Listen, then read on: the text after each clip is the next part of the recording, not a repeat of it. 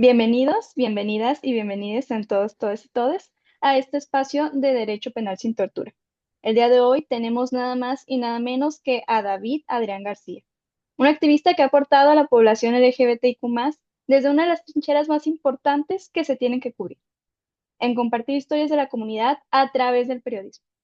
Su currículum es un ejemplo perfecto del cambio que puede generar una persona. Ha sido capacitador en talleres y seminarios como el Seminario de Periodismo de Investigación de Miroslava Breach. Es parte de la cuarta generación de la Red Latinoamericana de Periodistas Jóvenes, así como también fundador y director de Altavoz LGBT. Esto sin dejar de lado su apoyo como voluntario en el Comité de Diversidad Sexual de Chihuahua, a quien desde Derecho Penal sin Tortura agradecemos especialmente por el contacto de nuestro invitado. A pesar de que ya dimos esta pequeña semblanza, David, y pues ya tenemos nuestro chorro mareador, ¿nos podrías decir cómo te presentarías a ti mismo con tres palabras? Ay, con tres palabras, híjole. Bueno, primero que nada, muchas gracias por todo lo que comentaste ahorita. Y ahora sí, pues mis tres palabras serían, no sé, activista, reportero y chihuahuense, diríamos. Ahora, nos comentas que pues chihuahuense, que periodista, reportero, pero ¿por qué decidiste irte por esta rama del periodismo? Fíjate que desde que empecé yo a ser reportero hace ya algunos años, este, mm, digamos, yo empecé a estudiar comunicación y siempre supe que quería estar, digamos, en los medios, ¿no? Y nunca fue así como que, ay, quiero hacer periodismo, sino como que las cosas se fueron dando, fui encontrando ahí y me di cuenta como que en el periodismo era donde podía yo encontrar o hacer lo que más me gustaba, ¿no? Lo que más me interesaba que siempre fue como hablar con la gente, etcétera. Y cuando entro al periodismo, ya estando dentro una vez, pues te das cuenta, digamos, que las cosas son muy diferentes a como las ves afuera o como te las imaginabas. Y me di cuenta también que aquí en Chihuahua hacía falta, o siempre ha hecho mucha falta, digamos, más periodismo social, más periodismo que se acerque a la gente. Y a la vez, mientras iba yo dándome cuenta de esto, también fue que entro al Comité de la Diversidad, que comentaste ahorita, que soy voluntario ahí desde 2019, digamos, a inicios de 2019 entré yo ahí. Este, y al momento de entrar y ver, digamos, pues lo que pasa, digamos, tras bambalinas, ¿no? El comité hace la marcha del orgullo y es, digamos, lo que se ve hacia afuera. Y pues por supuesto, ¿no? Decía, pues quiero ayudar ahí porque se me hace muy interesante y me parece un gran trabajo. Y cuando estaba yo ya adentro viendo, digamos, los casos que llegaban, ¿no? Como al ser una de las organizaciones más visibles en la ciudad, al menos, ¿no? Organizaciones LGBT, pues los temas de discriminación en el trabajo o en servicios públicos, incluso dentro de las familias, pues caen en estas organizaciones, ¿no? En estas y algunas otras que son las que son más visibles, porque la gente busca ayuda, porque sabe que las autoridades no se las van a dar tan fácilmente. Entonces, em, al ir viendo todo esto es cuando decido, pues, dedicar completamente mi carrera al periodismo LGBT. Esto por un lado y por el otro también pensando en que realmente, pues, al menos aquí en Chihuahua, y bueno, ya esto es algo general en todo el mundo, nuestras historias, las historias de las personas LGBT han sido borradas a propósito, han sido silenciadas o han sido modificadas, ¿no? Tenemos casos muy famosos así como de, ay, sí, es que eran dos muy buenas amigas, ¿no? Y cuando pues todo el mundo sabe, ¿no? Que realmente eran una pareja, ¿no? Em, y bueno, pues simplemente pensar así como decir que nunca más se nos borre de la historia y qué mejor forma de hacer esto que contar nuestras propias historias. Y pues ahí, pasito a pasito, ¿no? Es que vamos ahí en altavoz. No, la verdad es que es muy interesante. En cuanto a estas historias que tú nos comentas, ¿cuál ha sido un caso en el que tú has dicho, este caso definitivamente marcó un antes y un después en cuanto ya sea su manera de pensar, algo en cuanto a su carrera? Claro, fíjate, no sería a lo mejor lo que haya cubierto yo en altavoz, Ujú. sino casos que había cubierto yo en otros medios. No sabría yo decirte a lo mejor uno en específico, pero digamos en varios medios me tocó cubrir mucho casos locales de adultos mayores que en determinado momento no estaban siendo bien atendidos, ya sea por instancias del municipio, por instancias, digamos, del gobierno del estado, por los hospitales, etcétera. Y como que durante un tiempo se me juntaron varios casos, uno tras otro. Y fue ahí como cuando decido, bueno, es que todo esto que está pasando con esta población, ¿no? De adultos mayores, em, digo, no solamente se debe a un tipo de discriminación por su edad, a un tipo de discriminación porque pues es gente que no tenía, digamos, grandes recursos económicos, etcétera. Este, digo, se supone que el Estado debería protegerles y debería ayudarles. Entonces es cuando empiezo, digamos, a tratar de estudiar un poco al respecto en derechos humanos y cuando decido pues empezar a dirigir un poco mi carrera hacia allá. Todavía no estaba yo determinado digamos, el lado LGBT, pero sí hacia el lado ya de derechos humanos, ¿no? Cuando decido pensar, bueno, desde el periodismo, ¿qué podemos hacer? Porque realmente no podemos hacer mucho, ¿no? O sea, nosotros como periodistas pues no somos para nada, no tenemos más que un poder que es el que otorga a la gente al momento de prestarle atención a nuestras historias y al momento de indignarse y exigirle en colectivo a las autoridades que son quienes deben y tienen el poder de cambiar las cosas, ¿no? Entonces el periodismo pues es, digamos, la única fuerza que tiene y que pues en ocasiones ha resultado muy, muy fuerte, ¿no?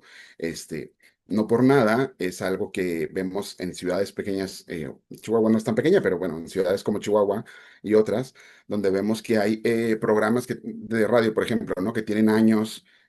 Donde la gente llama y se queja porque hay un bache frente a su Ujú. casa, porque hay una fuga de agua, etcétera, y el salir en ese medio de comunicación, o en ese programa de radio, hace que las autoridades municipales, en este caso, vayan y arreglen la fuga o vayan y arreglen el bache, ¿no? Entonces, decía yo, bueno, yo desde el periodismo, que estando yo en medios, digamos, nunca he estado en un medio muy grande, nunca he estado en un medio de estos así como los más influyentes de la ciudad, donde pues puedes sacar un caso así y hacer que se resuelvan las cosas mucho más fáciles. Decía, bueno, desde acá, desde lo pequeñitos donde estamos, ¿qué podemos hacer? Y fue así como que esa serie de casos que me llegaron uno tras otro, que fueron como 4 o 5 casos de adultos mayores maltratados en instituciones de salud o en instituciones públicas, fue como decir, ah, caray, pues aquí hay algo que quizá debamos ver, ¿no? Que quizá debamos empezar a explorar.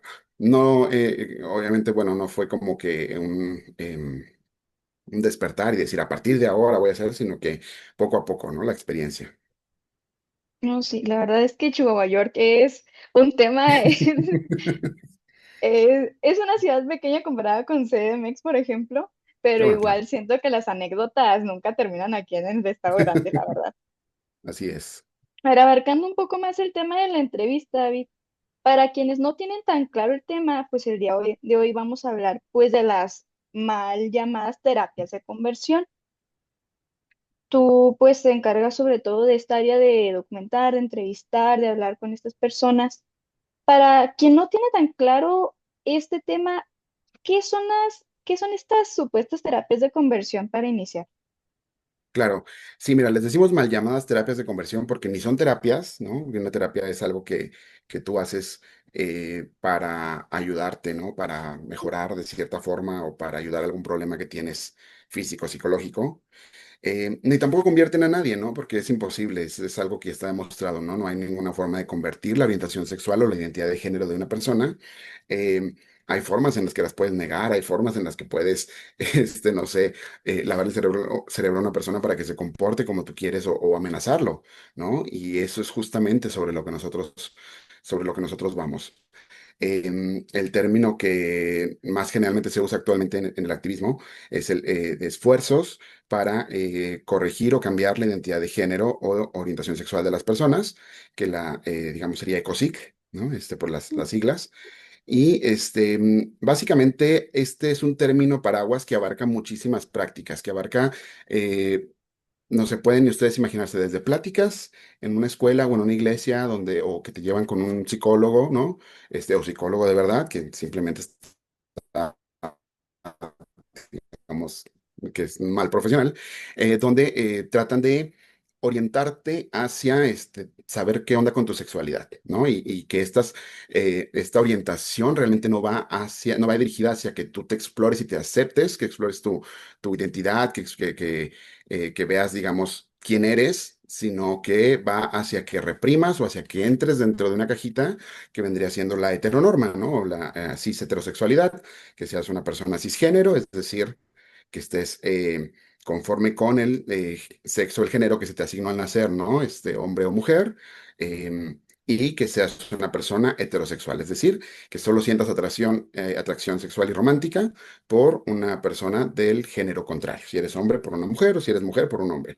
Y hasta ahí es como que la cajita en la que te tienen que ingresar. Entonces, estas terapias, les digo, o estas supuestas terapias, su enfoque es meterte dentro de esta cajita y las formas en las que lo hacen pueden ser muy amplias. Les decía, estas pláticas muy inocentes, muy, digamos, hasta de buena onda, ¿no? Retiros, grupos juveniles, etcétera. Algunas veces son también en organizaciones religiosas, no siempre, pero también, pero son muy, comunes, ¿no? Que en organizaciones religiosas se hable de estos temas con esta intención, hasta casos ya, digamos, los casos más extremos que nosotros hemos escuchado, donde personas Am, bueno, es difícil de contar, pero ha habido casos, por ejemplo, de personas, este caso no recuerdo exactamente si era en Delicias o en Cuauhtémoc, pero sé que es en una ciudad cercana aquí a Chihuahua, donde una supuesta psicóloga que no era psicóloga, después nos enteramos, estaba aplicando terapias supuestas, ¿no? De electroshocks a una joven lesbiana tratando de quitarle lo lesbiana, por ejemplo, ¿no? En otro caso que sabemos también, que creo que se fue aquí en la ciudad de Chihuahua, de también una joven lesbiana, que fue entregada por sus padres o por su padre a un, digamos, anexo, ¿no? Estos lugares, para curar las adicciones, que tienen bastantes, no sé, dudas encima de ellos, y que en este lugar lo que estaban haciendo era básicamente hacer violaciones correctivas. Quiero el correctivo, las comillas es para el correctivas, ¿no? Porque no corrige nada, obviamente. Pero básicamente estaban violando a esta muchacha para tratar de quitarle lo lesbiana otra vez, ¿no? Ese es como ese punto. Nos hemos fijado que estas terapias suelen ser mucho más violentas con las mujeres, pero eso no quita que también hay casos de hombres gays que han sido, golpeados, digamos, privados de su libertad, que han sido humillados, etcétera, o forzados a, no sé, ocultar su identidad sexual o su orientación sexual, su identidad de género. Y de personas trans también hay muchísimos casos donde es justamente eso, ¿no? Tratar de obligarles a que dejen de ser personas trans. Entonces, digamos, es un término bastante amplio que en cierta forma es lo que ha impedido quizá aquí en Chihuahua que una ley para corregirlo o para prohibirlo avance, porque, bueno, muchas de estas cosas obviamente ya están prohibidas por la ley, pero no todas. Y entonces el caminito para llegar es muy difícil de encontrar no necesariamente no se promueven en los periódicos o en los medios de comunicación, sino que es así como que por debajo del agua, por recomendaciones, etcétera. Y es realmente difícil para los activistas identificarlas y para las víctimas denunciar, ¿no? Entonces, bueno, creo que se pasé un poquito de la pregunta, pero es No, bastante de amplio. hecho fue una súper respuesta, estuvo muy completa. Justo con esto que nos comenta que pues le ha tocado abarcar un poco más de temas aquí en Chihuahua. ¿Qué es lo que a usted le ha tocado así como que se repite un poco más? ¿Qué es lo que usted ve como, bueno, aquí en Chihuahua tenemos un problema específico en cuanto a los ecosig, pero en cuanto a, no sé, terapias de electroshock, tenemos un problema de violencia sexual? ¿O en dónde dónde ha solido notar usted que se concentra un poco más este tipo de actividades? Ok. Mira, no tenemos como tal datos tan amplios de Ujú. la información o de todo el estado para saber, digamos, dónde hay más este tipo de casos, sobre todo porque al no ser actualmente, o al menos no hay mucha información porque no era un delito, hasta hace realmente muy poco que hubo una cuestión ya en el Código Penal Federal, se aprobó el año pasado, pero realmente no hay información a nivel local.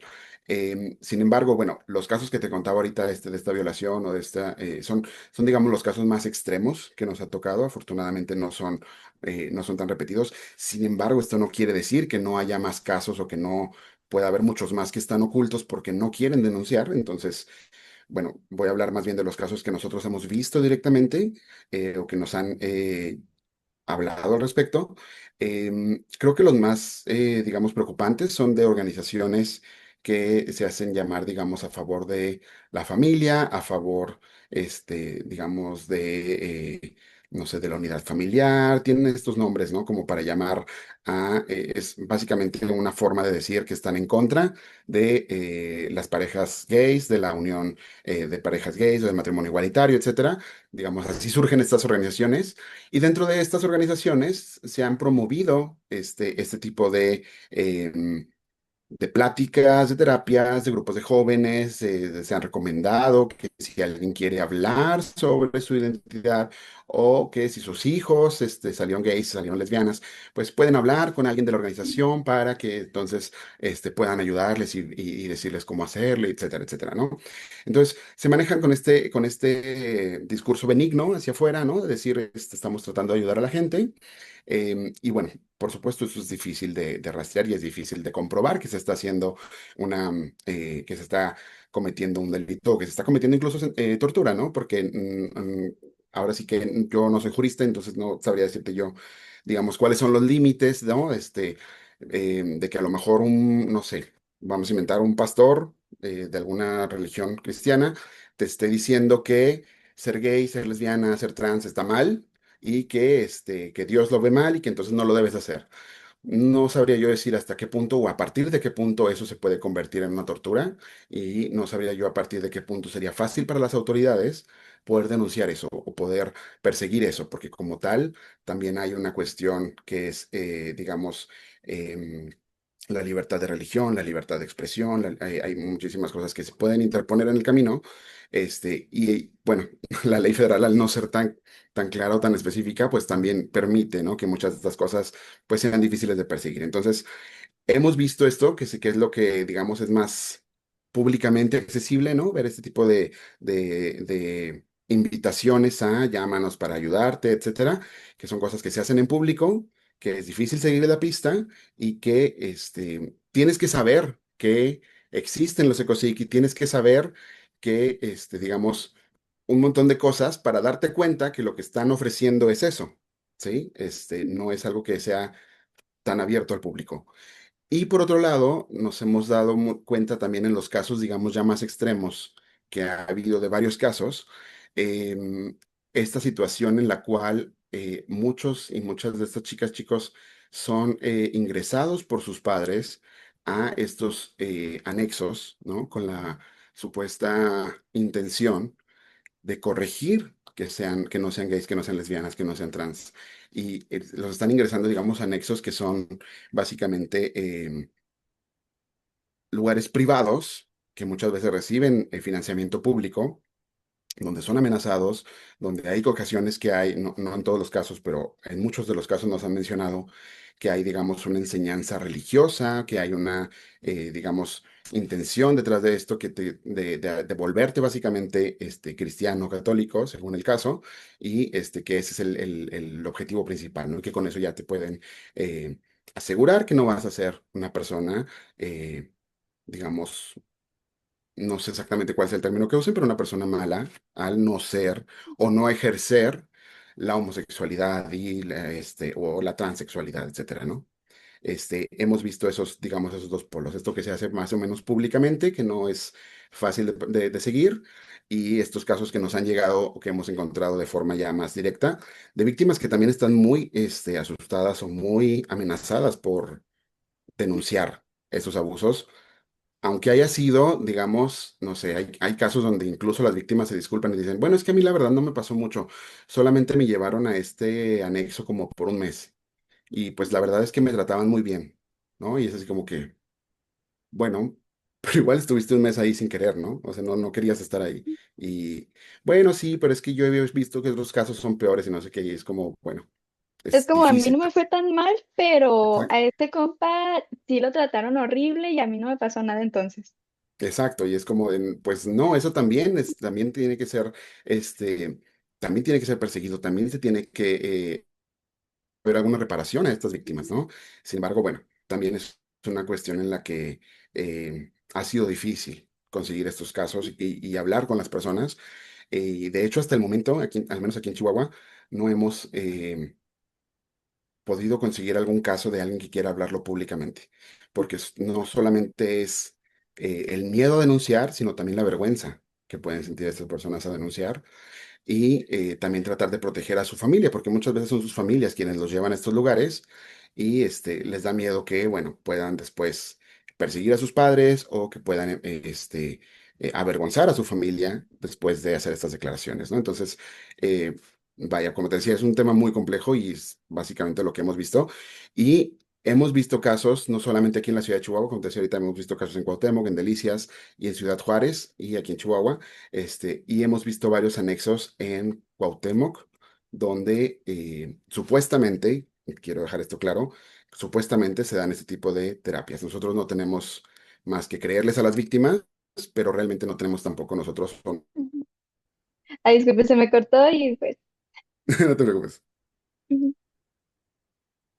Pero nos comentaba de centros en Cuauhtémoc, bueno, supuestamente, entre comillas, porque no podemos hacer una aseveración porque luego nos metemos en temas incluso hasta penales por allá, o civiles. No, y de hecho, o sea, Entiendo. sí, de hecho, o sea, también, justamente porque aunque tenemos los testimonios de las víctimas, no han querido hacer las denuncias o ha sido difícil, digamos, y tampoco nosotros podemos presionarles, ¿no? Para que denuncien. Y también es difícil, de nuestra parte, ahorita como está la situación aquí en Chihuahua, ¿no? Que no hay como tal un delito local, ¿no? Que perseguir, sino que es una cuestión del ámbito federal, pues no hemos encontrado, digamos, la forma de hacer o de poder denunciar esto formalmente.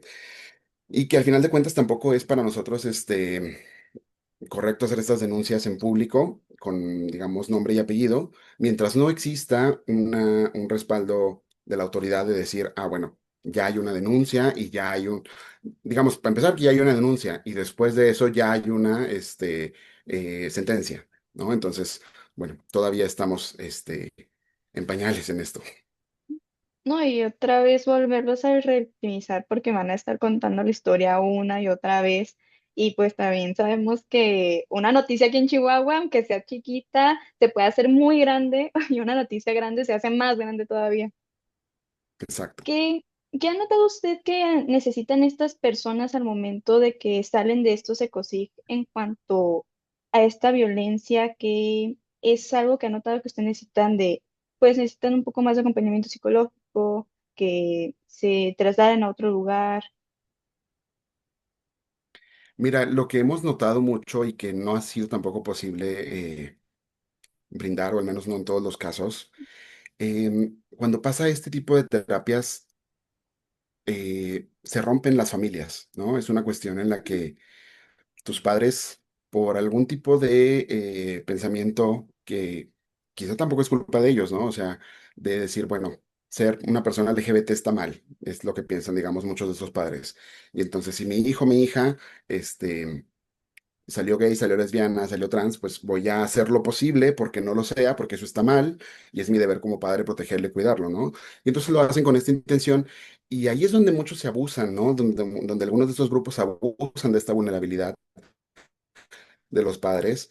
Em, y vaya, lo que vemos es que bueno, los llevan a estos lugares, pasa lo que pasa, ¿no? Casos más extremos, menos extremos. Cuando los chicos vuelven a su casa, pues ya es difícil volver a confiar en sus padres. Y entonces, muchas veces lo que hace falta es un acompañamiento a la familia en general. Creemos, y quiero yo aquí, por ejemplo, hacer una acotación. La ley como está ahorita propuesta en Chihuahua y la ley que está aprobada a nivel federal, que cubre solamente, digamos, la parte penal, son leyes que realmente, bueno, son leyes punitivas, son leyes que van hacia encerrar a las personas que hacen estas torturas, también a castigar un poco a los padres en algunos casos, y creemos, o al menos yo creo que debería haber soluciones integrales más amplias y que fueran más hacia justamente proveer lo que necesitan estas víctimas una vez que se pueden liberar de esto, ¿no? Como una Em, reparación del daño, una básicamente, reparación, exacto, que, o que pudiera prevención ser. igual. Exactamente, ¿no? Que pudiera ser una prevención de decir, oye, ¿sabes qué? Si tú crees que el que tu hijo o tu hija sea lesbiana, sea gay, está mal, llámanos, que esto fuera, por ejemplo, algo del Estado, ¿no? Y que entonces el Estado te pudiera canalizar hacia una terapia familiar en donde pudieran explicarte por qué es que eso no está mal, por qué lo mejor que puedes hacer es aceptar a tus hijos y poder, digamos, trabajar esto, porque sé que tampoco es fácil, ¿no? Para las familias cambiar este pensamiento de un momento a otro, sobre todo si hay temas religiosos detrás de esto, porque pues las creencias de una persona también son muy inherentes a su propia persona, entonces es difícil ir en contra de eso. Entonces, creo que justamente lo que hace más falta es eso, ¿no? Más información, hacerle ver a la gente que no está mal, hacerles ver por qué, y justamente, ¿no? A las víctimas, em, generalmente lo que les hace falta es que les crean también. ¿Cómo podríamos nosotros como sociedad en general acompañar a estas personas que están pasando por un proceso, que ya pasaron por un proceso de cosido? Mira, primero que nada, creo que lo más importante es no revictimizar, no Ujú.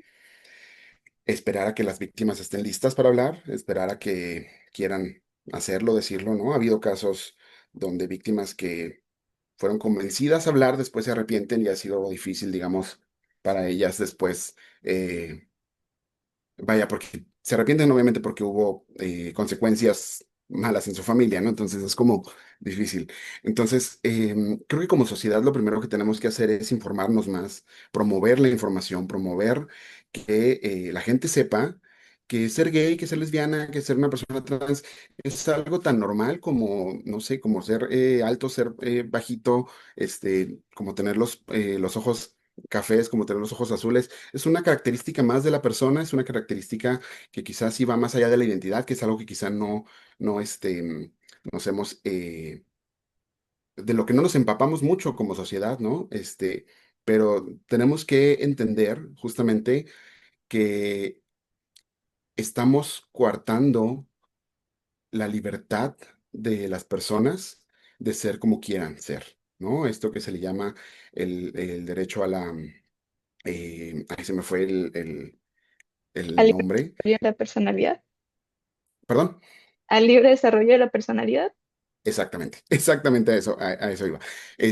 Que justamente estamos coartando a las personas, ¿no? A que puedan decidir quiénes son de una manera libre, informada, y decidir ver que mientras no haya, digamos, un daño hacia los demás, ¿qué daño te hace a ti? ¿No? Si tu hijo tiene novio, si tiene novia, o si tu hija tiene novia, ¿qué daño te hace a ti, ¿no? Mientras no sea, digamos, no sé, si tu hijo es menor de edad, pues que no sea una persona mayor de edad, o que no sea, un maleante, o que no sea, no sé, ¿qué daño te hace a ti como padre? Y qué daño nos hace como sociedad que existan estas personas en la vía pública, ¿no? Por ejemplo. ¿Qué daño ves tú recientemente que fue la Marcha del Orgullo? Ves las notas en algunos medios de comunicación y están llenas de comentarios de gente que dice, es que ¿para qué salen a marchar si ya tienen sus derechos? Y otros, esta es una marcha de personas de pedófilos, o esta es una marcha de gente de Satanás, o cosas por el estilo, ¿no? Dando la razón en todos esos comentarios a por qué es que seguimos marchando en Chihuahua. ¿Por qué es que las marchas del orgullo sigue siendo algo tan importante? Como tantas otras expresiones, no nada más dentro del LGBT, ¿no? También dentro del feminismo, dentro de todas las cuestiones de derechos humanos, ¿por qué seguimos todavía en Chihuahua protestando por estas cosas cuando muchas veces ya es ley, ¿no? Algunas cosas, y dices, pues justamente porque todavía hay personas, como las personas que comentan en estos medios, que por más que esto sea ley, por más que esto avance, siempre van a estar en contra y siempre y que hay unas que son muy violentas y que entonces llegan ahora sí a generar daño a la sociedad, a lastimar a estos grupos, digamos. No, sí, incluso el ambiente norteño más conservador creo que influye bastante en esta percepción como parte de la comunidad también. Ha sido como que incluso el tema de salir del closet, desde que es que salió del closet y es que ¿por qué? Si no se ve así, ¿por qué se pasa esto? Y también como que es parte de ese miedo de si algo que no debería ser como la gran cosa, que es tu orientación sexual, y ahora salir de una cosija es, si ya esto da miedo, no me imagino el tener que hablar de esta otra situación que es incluso hasta más victimizante, que incluso te puede poner en algún tipo de riesgo a tu integridad física, mental, más lo que ya viviste en el centro. Claro. Sí, no, Sí. al final de cuentas es que realmente si nos ponemos a observar nuestra sociedad aquí en Chihuahua, tenemos muchas cosas en las que trabajar, muchísimas cosas en las que trabajar. Somos una sociedad que lamentablemente todavía tenemos muchos prejuicios hacia el diferente. Lo vemos mucho cuando de repente hay alguna, no sé, estas olas de migrantes, ¿no? Que van, muchas veces ni siquiera se quedan en la ciudad, que van de paso, ¿no? Y vemos como la gente habla de ellos en las notas, justamente, ¿no? Yo no recomiendo que vayan a a la sección de comentarios de ningún medio de comunicación local en Chihuahua, en Facebook, digamos, pero pues si se fijan ahí es donde pueden ver realmente cómo es que mucha de la gente piensa. Y no es que ese sea realmente el pensamiento en general de la sociedad. Quizá estas son las personas más, no sé, que no les importa comentarlo en público, ¿no? Y que tienen, digamos, menos vergüenza de hacerlo en público.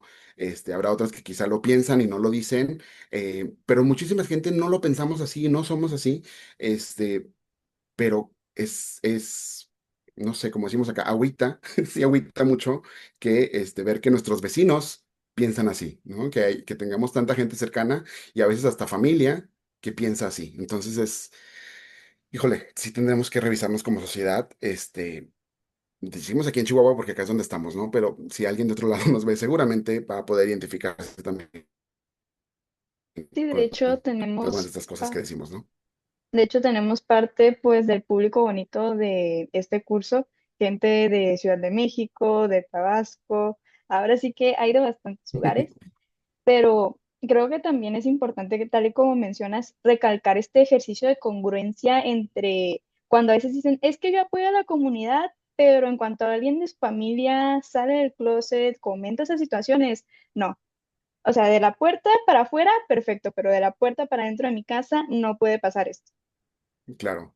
Sí, fíjate, es bien común eso porque es como una cuestión de decir como, bueno, yo les apoyo porque sí está gacho lo que les pasa, ¿no? Está gacho que les discriminen, y yo no discrimino afuera, pero pues sí, cuando se trata ya de tu hijo, de tu hija, ya ahí ya está un poco más difícil la cosa. ¿Y sabes por qué pasa esto? Porque sabemos justamente, aunque nosotros no discriminemos, sabemos que los demás lo van a discriminar. Entonces sabemos que es difícil, que va a ser, que no van a tener la vida tan fácil, ¿no?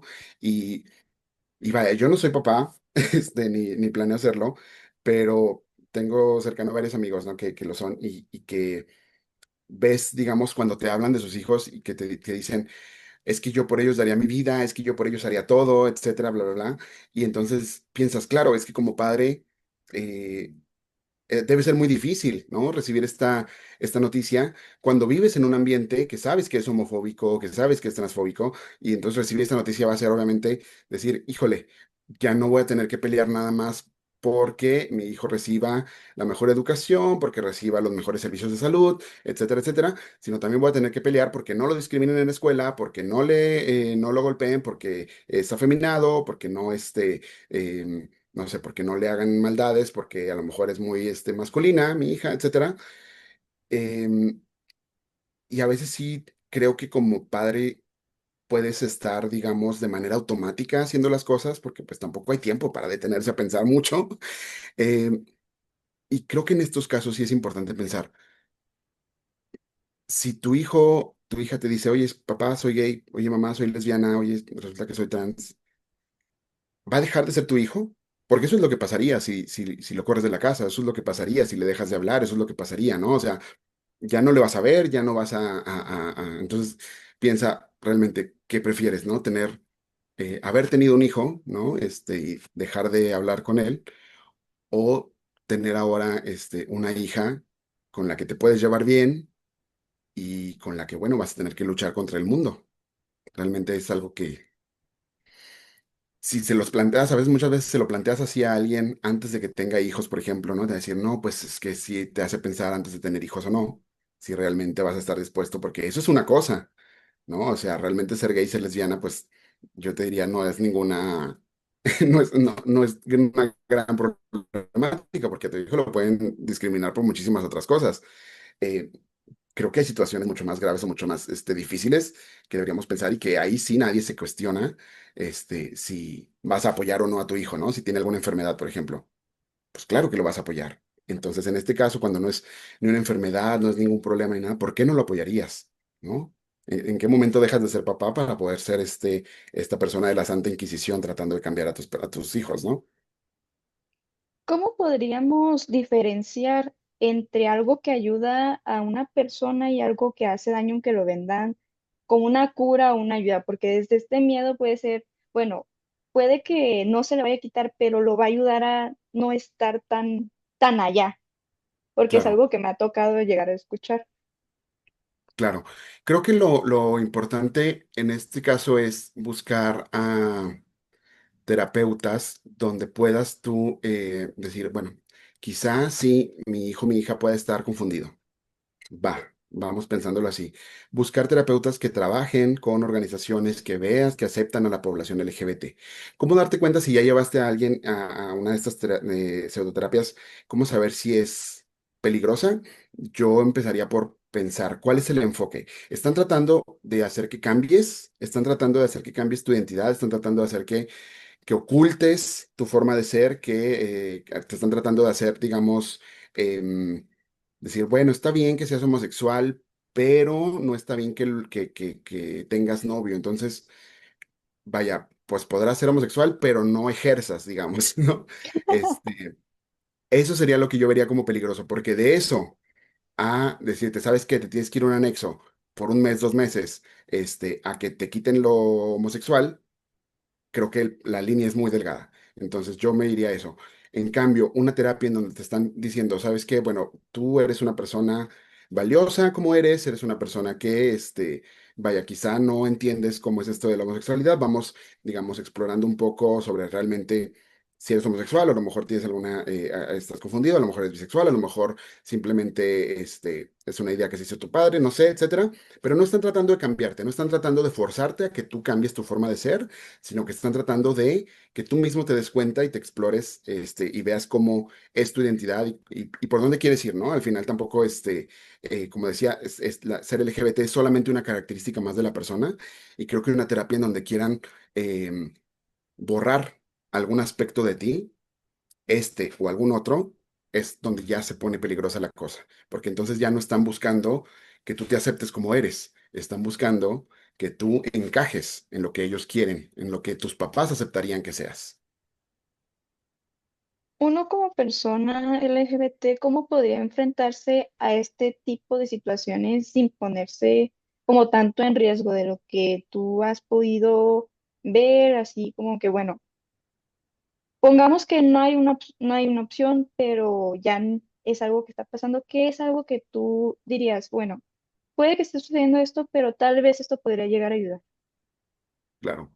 Mira, esto dependerá mucho de qué herramientas tienes y de em, con qué recursos cuentas, ¿no? Cuando estas cosas normalmente pasan cuando eres adolescente. Entonces, cuando eres adolescente normalmente dependes de tus padres, ¿no? Económicamente vives en su casa, no tienes un ingreso, etcétera. Entonces va a ser muy difícil que tú puedas enfrentarte a ellos porque ellos tienen un poder sobre ti. Em, yo lo que te diría, si estás en esta situación, es busca aliados dentro de tu familia, quizá alguna tía, quizá algún tío, quizá algún primo. Quizá por ahí hay alguien en tu familia que tú identifiques que es LGBT y quizá puedas ver que puedas hablar con esa persona. Puede ser una opción. La otra, quizá estos aliados puedan estar en la escuela. A veces pueden ser maestros, a veces pueden ser otros compañeros. Yo diría normalmente, bueno, busca, digamos, Una red eh, de apoyo. una red de apoyo exactamente, ¿no? Con quien puedas tú platicar de estas cosas. Em, y también, bueno, si está dentro de tus posibilidades y si puedes hacerlo, también puedes buscar organizaciones dentro de tu ciudad que puedan ayudarte con esto, em, que puedan, digamos, orientarte hacia dónde puedes ir. Realmente es muy difícil cuando eres joven todavía poder enfrentarte a esto y enfrentarte a un sistema que realmente, pues, no se trata solo de ti, ¿no? Sino que es algo mucho más grande. Porque ya si eres mayor de edad, si ya tienes un trabajo, etcétera, es muy difícil, ¿no? Que caigas en esto, o es difícil que caigas en esto sin que te des cuenta o sin que puedas encontrar una salida por ti mismo. Entonces, eh, igual, en ese caso también mi recomendación sería busca aliados, pero quizá es más fácil para una persona ya mayor que para una persona más joven. Eh, También es algo que se dice muchas veces cuando dicen, ¿en qué momento debemos salir del closet? Pues cuando te sientas listo, lista, para empezar, y cuando sientas que no vas a estar en riesgo de que te corran de tu casa o de que pierdas un trabajo, etcétera, porque todavía hay consecuencias reales en la vida por salir del closet. Entonces, sería lo mismo, ¿no? O sea, tampoco te expongas, y bueno, en casos extremos donde realmente ya estén pasando cosas que sean consideradas delito, pues ahí sí tratar de buscar ayuda con las autoridades, ahí sí es lo principal que deberíamos hacer, pero entiendo que es difícil, entiendo que es muy difícil y que no es algo que, que se pueda decir así tan fácil nada más como, ay, pues habla a la policía. no es tan fácil, yo lo sé. O incluso ese miedo de si le llamo a la policía, pues ¿qué les voy a decir? ¿Me van a creer? ¿A dónde me van a mandar? O que te dicen, no, pues vaya el lunes. Exacto. Porque a veces está mucha esta mala información de que Fiscalía no está abierto los fines de semana y es de no, es 24 horas. Sí, claro, y para entonces pues ya pasar más cosas, ¿no? Sí. A ti, David, ¿qué esperanza te ha dado este tema? Algo que tú digas, ok, está pasando esto, pero creo que vamos encaminándonos a algo un poquito mejor. Nos comentaste pues lo de la normatividad que ahorita estamos batallando en Chihuahua con lo de los sí, que es un proyecto que no se le ha dado seguimiento, pero que es algo que tú dices, aquí hay un área en la que se está comenzando a cambiar un poco más. Sí, mira, yo diría que, pese a lo que comentaba ahorita, ¿no? Que ahora en la Marcha del Orgullo se ven muchos comentarios negativos, también se ve gente que digamos, defiende el movimiento, ¿no? Gente que no, que sin estar del lado de los activistas, que sin ser una persona que trabaja en organización ni nada, también va y pone así como, no, ay, ¿usted qué, señora Metiche, qué le importa? O así, ¿no? Entonces, es que me tocó ver recientemente uno que me Es dio que mucha risa. están muy padres, la verdad. Cuando se agarran en Facebook es muy bueno. Sí, la Es un verdad. gusto culposo, pero está palomero. Entonces, digamos, yo lo que he visto es que si bien estamos, digamos, vamos atrás en muchas cosas en Chihuahua, me da gusto de repente ver que sí hay personas que han cambiado su forma de ser o que a lo mejor siempre fueron así, que ahora se están atreviendo más a hablar al respecto o defender esta causa, ¿no? Porque no necesariamente porque sean parte de, no necesariamente porque sean LGBT, sino porque o conocen a alguien o porque están convencidos, convencidas de que esto no está mal y que es algo que no se debería de criticar, por ejemplo, ¿no? Entonces te digo, ese es un ejemplo, pero me ha tocado verlo a lo largo de todo el año en muchísimas de las cosas que hacemos o que otros activistas hacen y ver estos comentarios, ¿no? Creo que hay algún avance.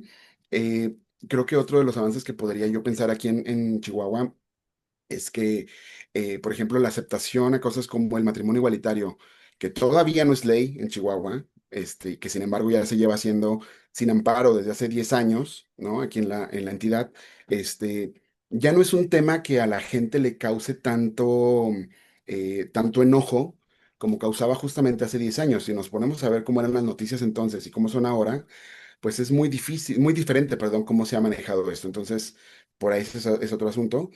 Y en el lado político veo también que hay cada vez más políticos que se atreven no solamente a estar fuera del closet, sino también aunque no sean fuera del closet, nombrarse como aliados abiertamente, ¿no? Aquí en Chihuahua tenemos los casos de la diputada Jael Argüelles, que abiertamente en varias ocasiones ha hablado, ¿no? De ser una mujer bisexual ahí en tribuna, de la diputada Nancy Frías, que también habla de ser una mujer LGBT, ¿no? De dos partidos completamente diferentes y enemigos de la muerte, pero que lo han hablado abiertamente y que son cuestiones también, que a lo mejor ahorita lo vemos, bueno, es grilla política, etcétera, bla, bla, bla, pero poco a poco este tipo de mensajes ayudan, ¿no? Ayudan a que la gente ya lo vea como algo más normal y que diga, bueno, pues a lo mejor será muy LGBT lo que quiera tal diputado o tal diputada, pero eso no le quita que, bla, bla, bla, bla, ¿no? Siempre tenemos quejas contra ellos.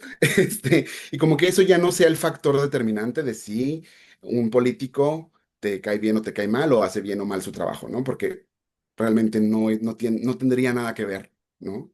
Entonces veo como que sí hay un cambio en la mentalidad de la gente, veo un poco de cambio en algunos medios de comunicación. Por supuesto, también trae consigo una respuesta más amplia de los grupos antiderechos. Siempre hay una respuesta a una acción, ¿no? Entonces, bueno, digamos, estamos todavía avanzando, pero creo que sí vamos bien. Vamos gateando, pero ahí vamos. Así es, pero bueno, ni modo. David, ¿en dónde podríamos seguirte, leer un poco más de tu trabajo? ¿En Claro, dónde podemos conocerte más? bueno, a mí me encuentran en todas las redes como David Adrián GM. Ujú. Y bueno, aunque casi no andando mucho ahí, más bien les recomendaría que siguieran Altavoz, Altavoz LGBT. Somos un medio de comunicación que se hace desde la ciudad de Chihuahua. Cubrimos temas, o procuramos cubrir temas de todo el norte del país, pero especialmente aquí en Chihuahua. Em, Estamos como altavoz.lgbt, es nuestra página web, ahí encuentran todo el trabajo que hemos hecho. Y y que bueno, no es trabajo nada más mío, ¿eh? Es un gran grupo de gente que a lo largo de los años ha aportado a esta página. Y nos encuentran en todas las redes como Altavoz LGBT o Altavoz LGBT más también, en Facebook, en Twitter, en Instagram. Y bueno, pues ahí es donde nos pueden encontrar mucho más. Y pues ahí les ponemos ahí si andamos en algún lado o en otro, ahí lo van a encontrar. Dime, ¿dónde prefieres andar? ¿Acá más en el norte o si te gusta más el centro? ¿Dónde prefiero andar? Yo prefiero andar en el norte, acá en el norte, porque la verdad me gusta más la comida. Nada en contra de la comida del sur, porque debo del centro, que es riquísima también, pero híjole, pues es que si nada le gana a los burritos y a las tortillas de harina. Sí, las tortillas de harina son otra cosa. Pero pues bueno, muchas gracias, David. Igual también queremos agradecer a Regina Gardea de Unión y Fuerza Trans por irnos pasando el contacto. La verdad es que esta mini entrevista fue de que te paso el contacto de esta persona y pues así, Carla Arvizo, igual de Comité de Diversidad Sexual. Muchas gracias, fue la primera vez que coincidí con ella y es un amor de persona. Y pues a ti, muchas gracias por aceptarnos la invitación para este proyecto de estudiantes. Esperamos que les sea de provecho a nuestros televidentes del Estadio Azteca. Hasta luego, chicos.